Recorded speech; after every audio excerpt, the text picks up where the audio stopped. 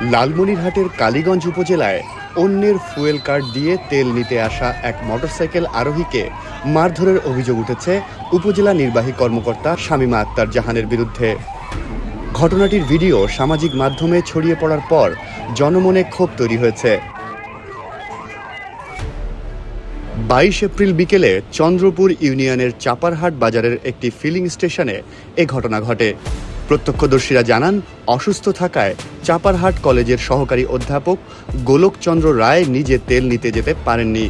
তিনি তার মোটরসাইকেল ও fuel card স্থানীয় এক গ্যারেজ মালিকের কাছে দেন। পরে গ্যারেজের কর্মচারী নদীচন্দ্র রায় কার্ডটি নিয়ে তেল আনতে যান। ফিলিং স্টেশনে লাইনে দাঁড়িয়ে থাকা অবস্থায় ইউএনও তার হাতে থাকা কার্ড পরীক্ষা করেন। কার্ডের ছবির সঙ্গে তার চেহারার মিল না থাকায় কোনো ব্যাখ্যা শোনার আগেই তাকে কয়েক দফা থাপ্পড় মারার অভিযোগ ওঠে। এতে ঘটনাস্থলে থাকা অন্য মোটরসাইকেল আরোহীদের মধ্যে উত্তেজনা ছড়িয়ে পড়ে। পরে স্থানীয়দের প্রতিবাদের মুখে বিষয়টি পুনরায় যাচাই করা হয়। ফুয়েল কার্ড ও মোটরসাইকেলের মালিকানা নিশ্চিত করে প্রায় 1 ঘন্টা পর ওই যুবককে ছেড়ে দেওয়া হয়।